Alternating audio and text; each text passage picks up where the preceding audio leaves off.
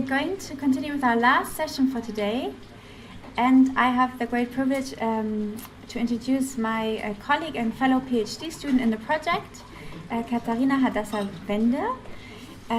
For more than 3 years now, she has been working on her PhD project, the 19th century Scribal handbook Kesset HaSofer, written by Shlomo Ganzfried, a Hungarian rabbi. She holds a BA and an MA in Jewish Studies and Teacher Education from the University of Vienna, as well as a second master's in Jewish Education from the London School of Jewish Studies in Middlesex University. And when you Google Katharina, you'll find many of her interests, academic interests and projects, including something about her time in the Holocaust Museum Yad Vashem in Israel, like book reviews she has written, and translations she has made of Talmudic tractates. Actually, I did not make these translations. But you edited them. I was involved in the editing of them. Sorry, you edited them. And most of them relevant to Halakhic issues related to women, right? Yeah. But what you can't find on Google is the invaluable asset she has been to our team. She's really someone who gets stuff done. She's incredibly diligent, and she's our Halakhic expert. So if I have a question, there's a 99% chance that Katharina has read about it, and I always come to her. So please welcome Katharina now. Thank you.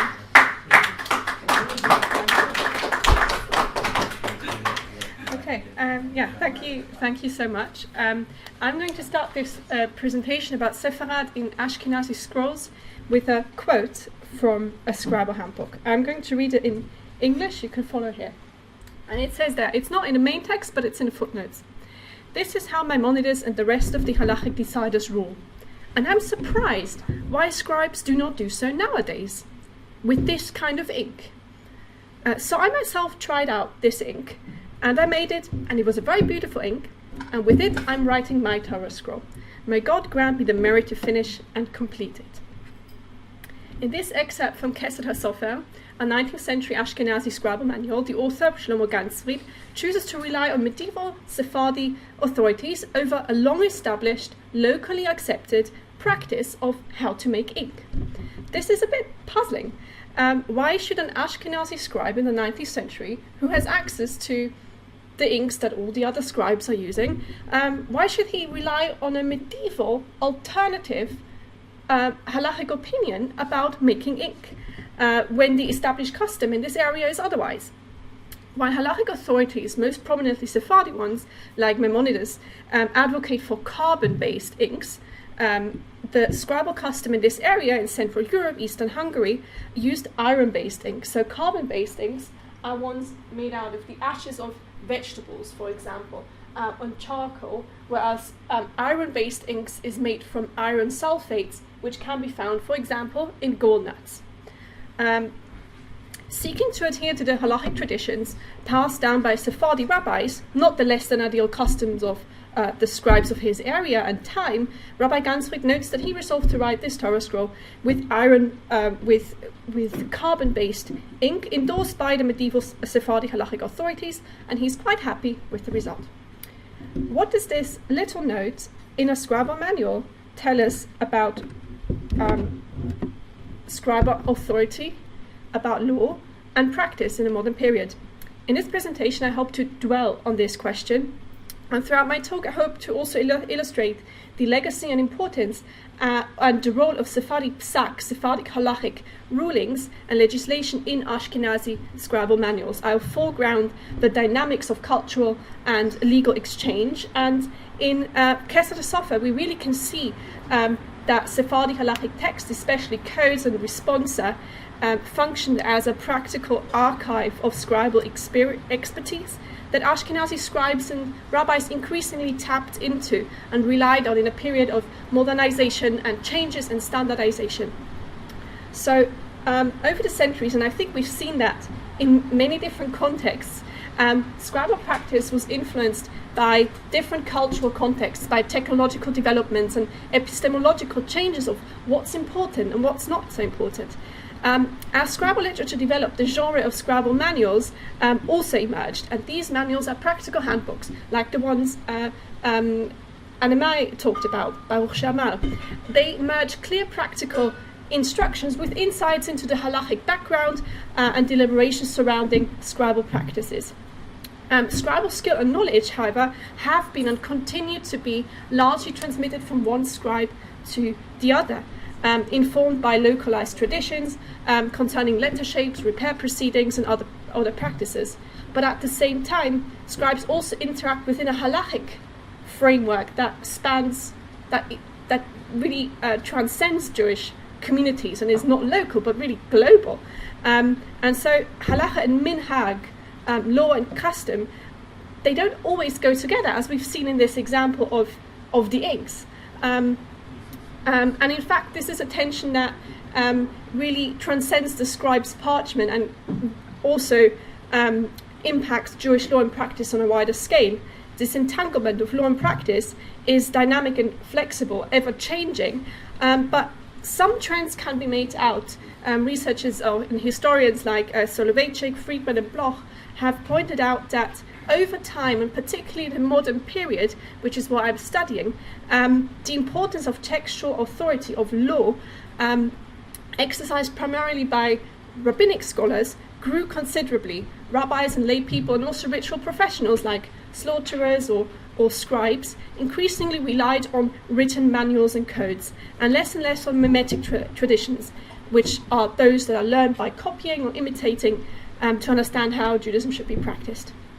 And this caused tensions and contradictions, and also problem with scribal law and traditions to surface, with rabbis and scribes having competing wishes. And as we've seen in Annette's talk, while rabbis strove for uniformity and standardization when it comes to tagin and otiot meshonot, like these ones, scribes wanted to express, were more creative than the rabbis were happy with.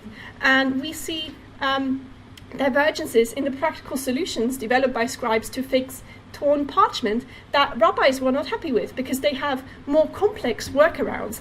And there are also tensions between following the letter of the law and tapping into aesthetics, wanting to improve the visual presentation of a Torah scroll, which might go beyond the Halakhic parameters that have been established. So to show how Sephardi Halakhic texts, especially responsa, functioned as an archive of scribal expertise in the modern period and helped mediate tensions between law and custom that were discussed in 19th century Ashkenaz, I will look at a text I researched, which is Keser HaSofer. It's one of the most significant and impactful Ashkenazi scribal manuals in the 19th century. And in this talk, I want to explore how its author discussed opinions by rabbinic authorities with a Sephardic heritage, showing how Sephardi traditions and legislation have influenced the Halakhic reasoning and decision-making in this manual. Now, what's to gain from this? We have studies on medieval scribal culture that show that Maimonides' rendering of scribal law in particular was very influential in Ashkenaz, in manuals and also in practice. However, the modern iteration of this transfer of Halakhic knowledge from Sepharad to Ashkenaz has not been the focus of research so much.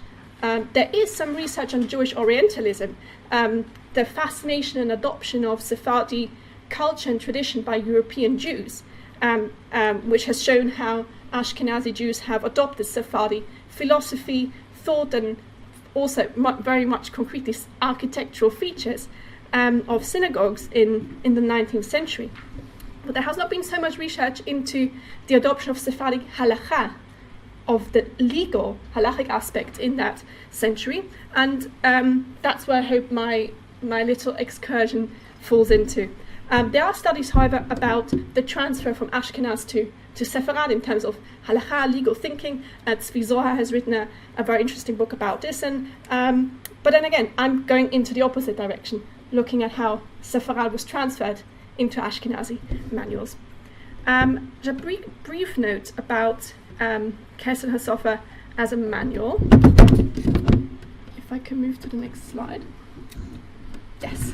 So Kesser Sofer is a manual written by Shlomo Gansfried. We have him here in 1835. And it became quickly influential in Scribal culture, but it does not simply transmit law, but actively selects which past voices count as authoritative. Its main text is often very, very practical, straightforward paraphrase of the Shulchan Aruch, the 16th century Halakhic code, which very quickly became an authoritative, widely accepted code of Jewish law. But in the footnotes, which is also the ones I quoted from earlier, are much more involved. They discuss intricacies of Scribal practice, drawing on Scribal, on the wealth of rabbinic literature, both ancient and contemporary, to clarify the background, the reasoning, and implications of Jewish laws and traditions. Inevitably, Gansfried has to often significantly narrow down complex discussions of Sepharad to make them accessible to beginner scribes who, might have just tried out once how to write a letter and thought, oh, that's quite enjoyable, right? Thus, the choices he makes in which sources he uses and how he presents them are quite critical and need to be investigated carefully.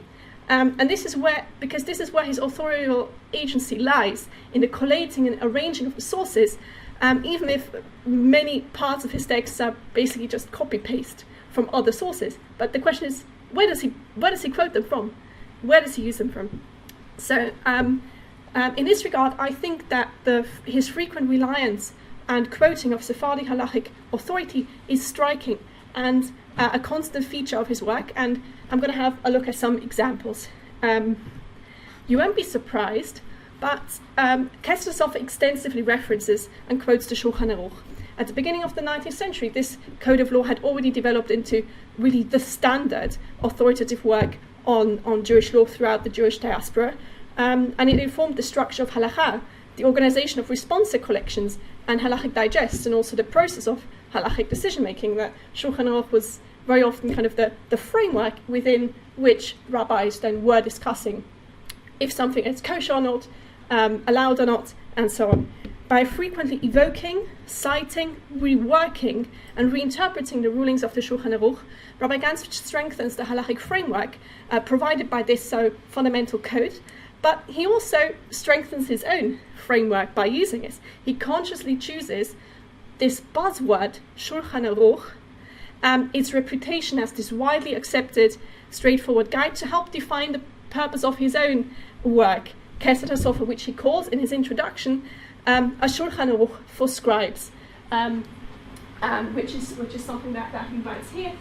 This book will be organized in such a way that it will be like the Shulchan Aruch for the scribe. So this means that Gansfried viewed Kesser Sofer as a work that should become, like the Shulchan Aruch, a definitive work, a standard code that scribes can refer to. They don't need to go anywhere else. And it really did. Kesser Sofer had, in a very reduced form, a very similar fate to the Shulchan Aruch. There are expanded editions, elaborated editions, there are commentaries and super commentaries on it, and today it's widely accepted as the standard work on Jewish scribal law. Now, he also references earlier medieval halakhic codes, like the Arba Turim by Rabbi Yaakov ben Asher, who was mentioned already, and he also quotes Maimonides, but both of which had also a very central role in the codification of scribal laws. But more intensively, though, he quotes and engages with a wide range of more recent, later commentaries and super commentaries on the Shulchan Aruch, mostly Ashkenazi ones, like that of Rabbi Moses Iseles or Rabbi Shabtai HaKohen, the Shach.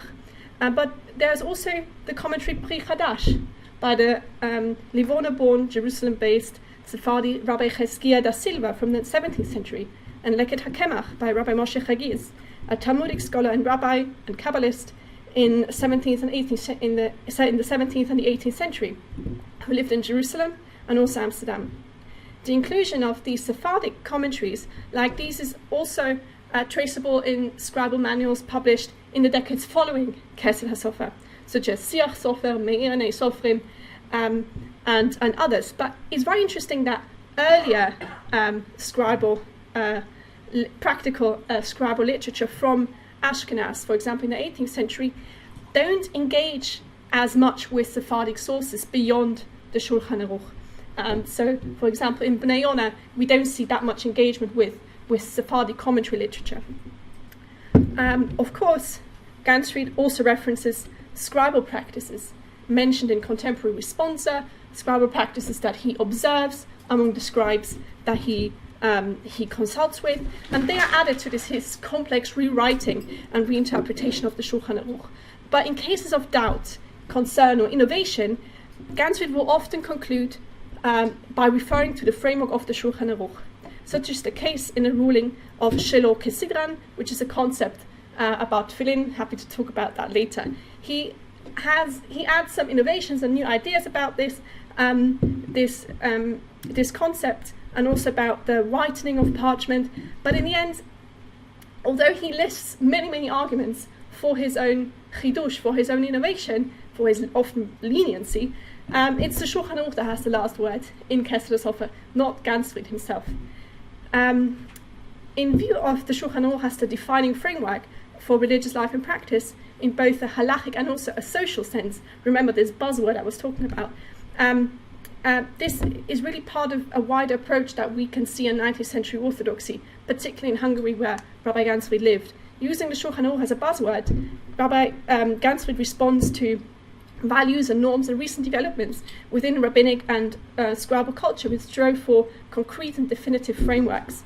He relies on its halachic force when providing scribes with a straightforward, widely accepted guide so that the scrolls they write would be accepted and deemed kosher too.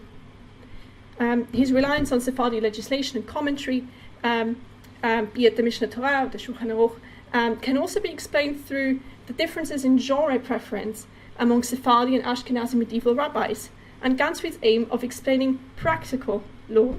While Ashkenazi medieval rabbis largely sought to write commentaries on the Talmud, for example the Tosafists, harmonizing different opinions within the Talmud, be they of a Halakhic or Gadic nature, many Sephardi rabbis were particularly interested in understanding this larger system of halakha, prompting them to pen more structured codes that explicitly focus on practical Jewish law. And now, if you want to write a practical manual, it's probably easier to go to those codes already. But there are also responsa, which Ganzfried quotes, and some of them are also of a Sephardic background. But if I look at the responsa that Ganzfried quotes, I do need to make a disclaimer. Most of them are from the Ashkenazi area, written by rabbis who served Ashkenazi communities. But the few halachic texts, this small number of texts that he quotes from rabbis with a Sephardi, Spanish and Portuguese, with a Greek, Italian or North African background, are responses that feature quite prominently in particular discussions. And many times it seems that these responses addressed core issues that otherwise have not really been explained so clearly, or have not been so accessible to Shlomo Ganzfried. So I'll give you some examples, and I brought some pictures with as well. So one of his most quoted responsa collections is that of Menachem Azari da Fano, who was an Italian rabbi and Kabbalist from the 16th to 17th century. In a number of influential responsa on tagin, tefillin boxes, and scribal corrections, he outlines practical issues that, from a rabbinic perspective, have not really been discussed in detail so far. When delineating, for example, the halachic nuances of the addition of tagin on top of Hebrew letters, the Fano urges scribes to make sure tagin are really connected to the Hebrew letters. So what he would say about the following is, that's all right, that's very good. This one here, where the tagin have some gaps in between, that's not okay. Make sure that this is fixed. So this is what Menachem Azari da Fano explains using a halachic language and turning tagin, which is very often seen as a scribal custom, something that's optional. He brings this into a halachic framework that Ganzfried also adds into his discussions. There's another rabbi, Rabbi Chaim Alfandari, whose collection of responsa Magid Mereshit includes a very great amount of responsa.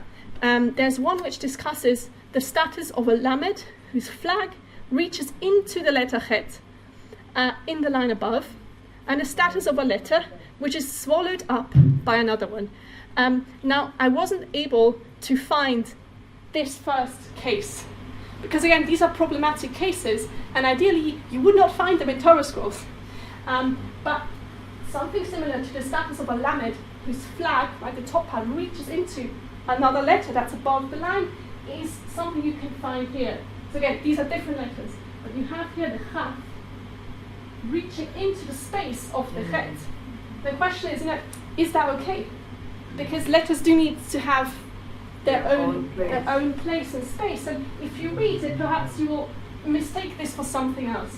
So that's one question, and the other question is a letter which is swallowed up by another one. And I found a very great picture of this in the Rhodes Torah scroll online, where you see the nun somehow almost swallowing up the yud on here.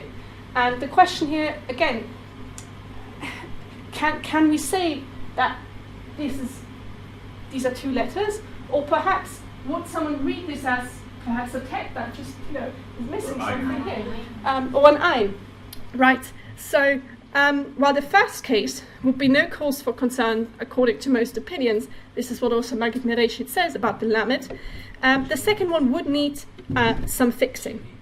What we see here is that Chaim al-Fandari's approach is using is creating practical advice by using these theoretical discussions about the shapes of letters. And in this particular example, which has not, it seems, been discussed clearly elsewhere, because again, these responses often use case studies, these were added into the wealth of instructions by Rabbi Gansfried to address common scribal dilemmas. What do I do if my lamed was a bit too long? But it's not only advice and halakhic instruction on scribal errors that Sephardi rabbis contributed to in Kesed Sofer. Rabbi Samuel ben Moses de Medina, a 16th century Talmudist and author who lived in Thessaloniki and who was one of the most influential Sephardi scholars after the expulsion from Spain, is quoted prominently in Gansfried's sections on parchment making, and here I'm somewhat connecting back to Anime's presentation.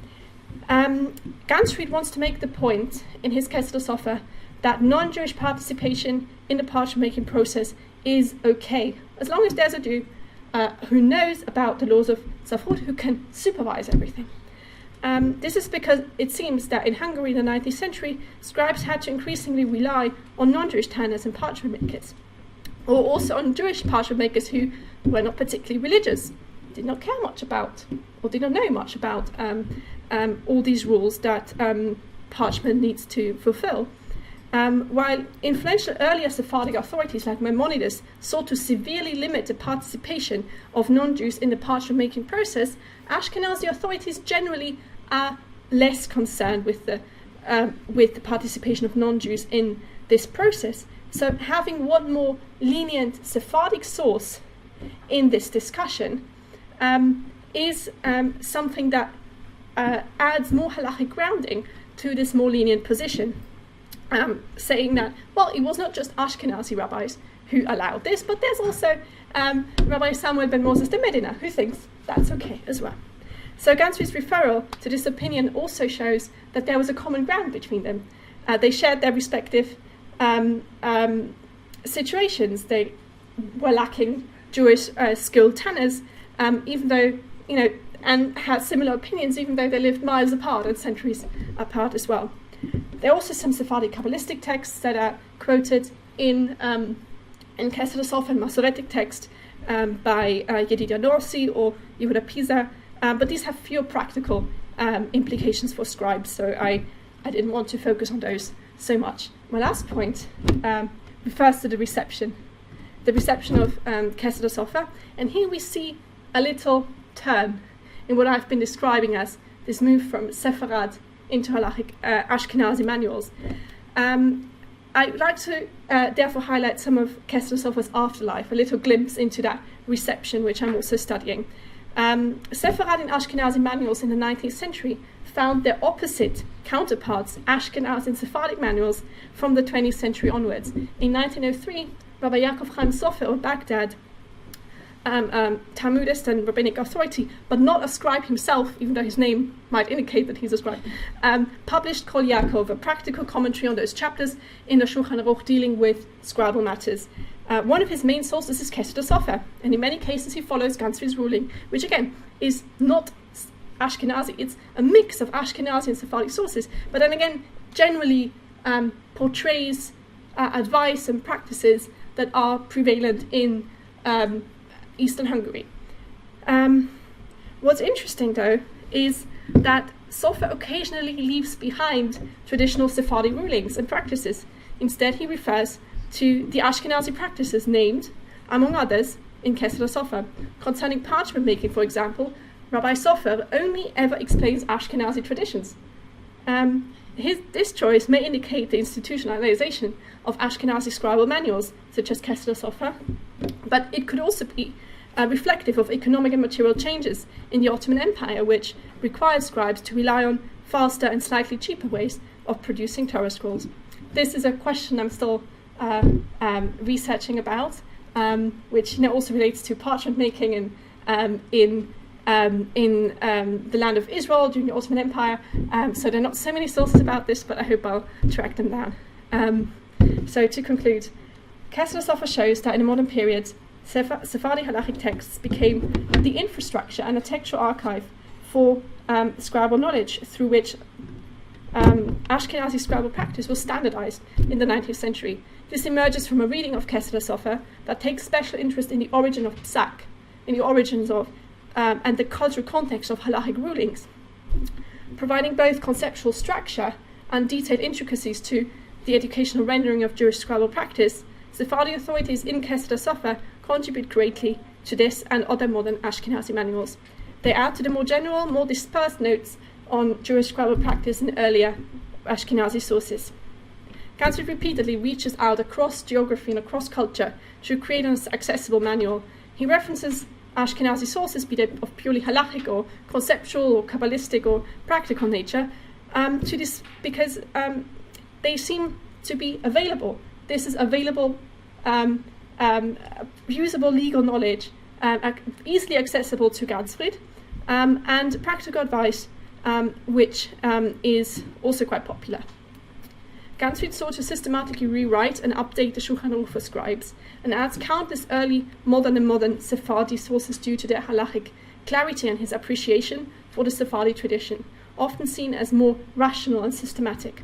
His pragmatic approach to halakhic writing was channeled to fill a much-needed gap in practical scribal literature in the early 19th century. This rendition, analysis, and comparison of Sephardi and Ashkenazi legal texts and the convergence of local scribal practice and Sephardi practice is a key feature of Kessler Sofer and other 19th century Ashkenazi scribal manuals. Thus, Kessler Sofer's Sephardi sources show how authority travels across cultures, and looking at the reception of Kessler Sofer, we also see how then Central European scribal literature impacts Sephardi ones, such as in Kol Yaakov. Thank you.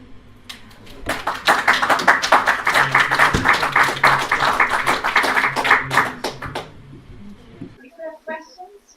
Maybe only one or two questions, because we had a concert. Sure. I have a little question, okay. Just small, and there's another question. For sure, but maybe you two. I don't have a question, just a very tiny comment. Mm-hmm. I'm from America, and I belong, still, even though I live here, to a very small congregation which has gone from Orthodox to conservative to now Reform. And the Reform movement in this synagogue is now adopting into the Ashkenazi practice great many practices from the Sephardic community. I don't know why, but this is happening now. So This is very interesting, and I think I mentioned this here on the slide today. Modern Israeli psak.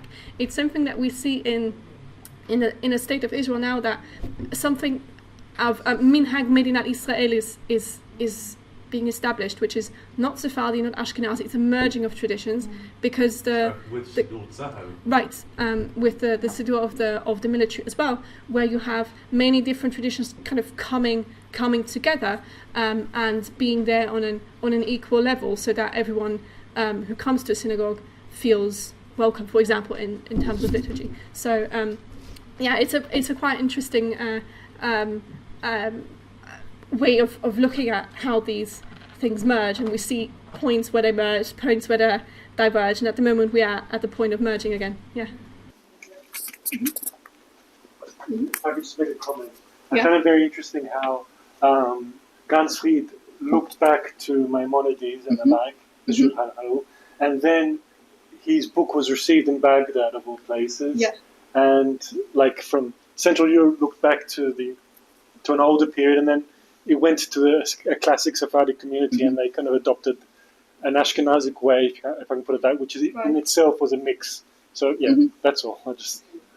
Thank you. It's interesting the merge, the kind of the intermingling of these traditions and how they travel. Yeah, definitely. I think if at the beginning when I was doing this research, I didn't really notice. I was just looking for sources and I put them together.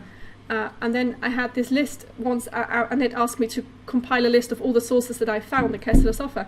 And suddenly I see, where all these people are coming from, and you really see this. It's also often called the Rabbinic Republic of Letters, this really international network of rabbis through, transcending borders and transcending time, where you have, a rabbi kind of sitting in the Beit Midrash with, figuratively Maimonides on his side, and this rabbi from Thessaloniki and this rabbi from Lithuania, and they all engage with each other in some way or the other. Yeah. And if you want, I asked later. Most of the halachot you were kind of mentioning were about the ink, the parchment, the writing. What about the sofer? What are the demands, the Halakhic demands that would qualify or disqualify a person from being a sofer? So you're asking this as a general question, or how that differs in terms of Ashkenazi and Sephardi? I don't know if you can just tell us a bit about the halachot that apply to the sofer as a person. So generally, when it comes to a scribe, according to the Talmud and kind of Rishonim and Acharonim, early medieval and later authorities, a scribe is a man who can write and who can read, who is above the age of 13, and who is God-fearing. 13, yeah. 13, 1-3, yeah. Right. It's and he needs to be God-fearing, and he needs to be able to have kavanah in order to produce texts lishma, for the sake of God. There's a question of whether a scribe needs to be right-handed or not. So there's some discussion and some opinions who say, if you are lefty, then you can't write the Torah scroll. I think nowadays that's people don't care much about this anymore. And in there's a discussion of whether women can write Torah scrolls, tefillin, mezuzot, and so on. And yeah, there are a wide range of opinions about that.